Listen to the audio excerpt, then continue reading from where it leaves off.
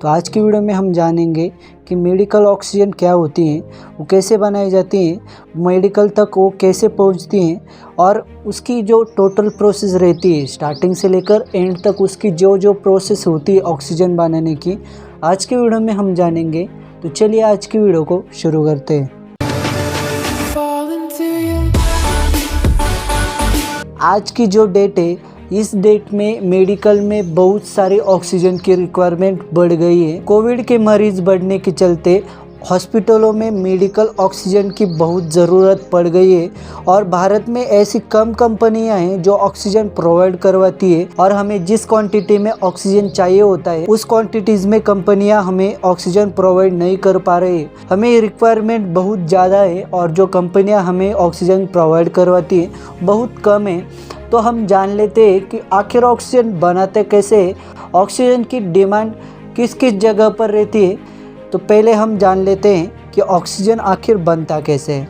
Oxygen में हवा और पानी का मिक्सचर रहता है और हवा में 21% ऑक्सीजन रहती है और 78% नाइट्रोजन रहती है। इसके अलावा 1% अन्य गैसें होती है। इनमें हाइड्रोजन, नियॉन और कार्बन डाइऑक्साइड भी शामिल होते हैं। पानी का फॉर्मूला H2O है और इस पानी में भी ऑक्सीजन रहते हैं। इसी के चलते जो पानी में रहने वाले जीव है वो जिंदा रह पाती है और वो पानी में से ऑक्सीजन लेकर उनकी खुद की ज़िंदगी संवार लेते हैं। और जो हवा में ऑक्सीजन रहती है उसकी क्वांटिटी भी हवा के चलते कम ज़्यादा हो सकती है और पानी में भी जो ऑक्सीजन रहता है वो अलग अलग तरह से रहता है। ऑक्सीजन बनाने के लिए मशीनरी कौन सी रहती है, ऑक्सीजन को कैसे बनाया जाता है, तो पहले तो हम जान लेते हैं कि एनवायरनमेंट से ऑक्सीजन कैसे बनाई जाती है।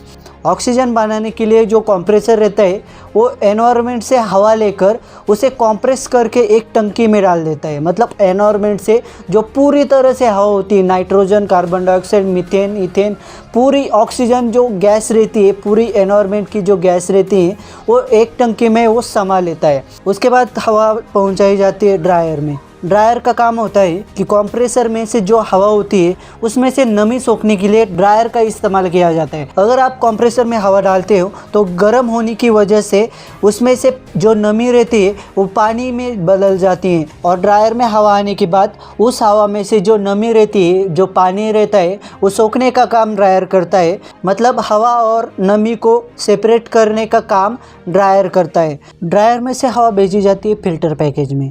फिल्टर पैकेज में हवा आने के बाद उस हवा में से जो धूल और मिट्टी रहती है, मतलब डस्ट पार्टिकल रहते हैं, उस पार्टिकल को रिमूव करने के लिए फिल्टर पैकेज का इस्तेमाल किया जाता है। कंप्रेसर ने हवा को कंप्रेस किया, उसके बाद ड्रायर ने उसमें से नमी सोख ली और उसके बाद हवा गई फिल्टर पैकेज में। फिल्टर पैकेज में जो भी डस्ट पार्टिकल उस हवा में थे उसे रिमूव कर दिया गया। मतलब इस स्टेज में प्योर हवा बन चुकी है। मतलब इसमें सिर्फ और सिर्फ हवा ही है, ना ही नमी है और ना ही डस्ट पार्टिकल है। उसके बाद हवा भेजी जाती है कोल्ड टावर में। कोल्ड टावर में जो हवा में तेल के अवशेष रहते हैं उसको रिमूव कर दिया जाता है। मतलब जो ऑयली सब्सटेंस रहते हैं उसे रिमूव करने का काम कोल्ड टावर का रहता है। उसके बाद हवा को PSA जनरेटर में भेजा जाता है। PSA का लॉन्ग फॉर्म होता है प्रेशर स्विंग एब्जॉर्प्शन। इसमें क्या होता है, ऑक्सीजन को आगे भेज दिया जाता है और नाइट्रोजन को एब्जॉर्प्शन किया जाता है।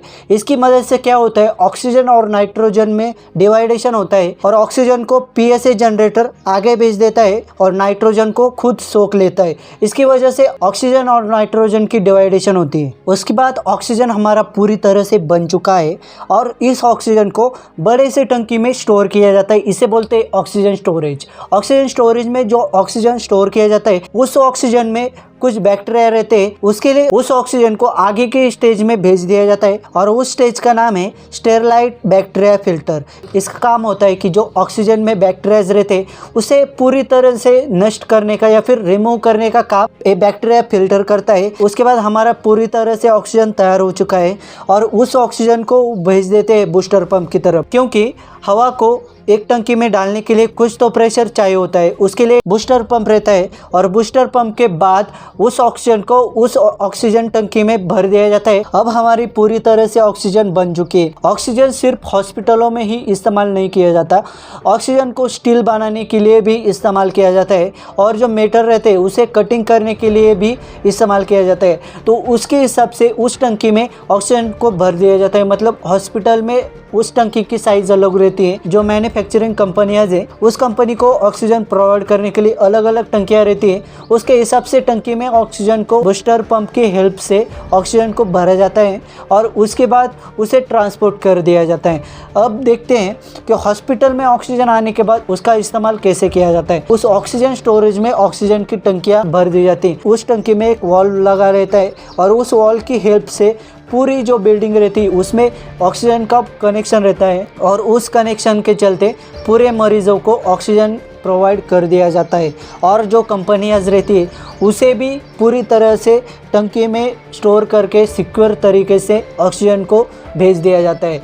और यही नहीं, ऑक्सीजन का और भी इस्तेमाल किया जाता है। जो पानी के अंदर लोग जाते हैं उनके लिए भी ऑक्सीजन की ज़रूरत रहती है और जो एस्ट्रोनॉट रहते हैं उनको भी ऑक्सीजन की ज़रूरत रहती है। भारत में बहुत कम कंपनियां ऑक्सीजन को बनाती हैं। इसका कारण है कि ऑक्सीजन जो बनाने की प्रोसेस है वो काफ़ी महंगी है और इसी के चलते भारत में ज़्यादातर कंपनियां ऑक्सीजन को नहीं बनाती। गुजरात में रामा नाम की एक कंपनी है, वह ऑक्सीजन को बनाती है और उसके बाद गाजियाबाद और सूरजपुर में भी ऑक्सीजन के प्लांट है। भारत में कम प्लांट होने के चलते आज की डेट में ऑक्सीजन की रिक्वायरमेंट बढ़ गई है। जिस मात्रा में ऑक्सीजन हमें चाहिए उस मात्रा में हमें ऑक्सीजन मिल नहीं पा रही है। इसकी वजह से आज की जो ऑक्सीजन की कॉस्ट है वो 2 से 3 गुना बढ़ चुकी है और इसका कारण है कि इंडिया में ऑक्सीजन के प्लांट बहुत कम है। तो गाइज, आपको वीडियो कैसा लगा कमेंट बॉक्स में ज़रूर बताएं और ऐसी ही वीडियोस को पाने के लिए हमारे चैनल को सब्सक्राइब कीजिए। और आज के वीडियो में बस इतना ही। धन्यवाद।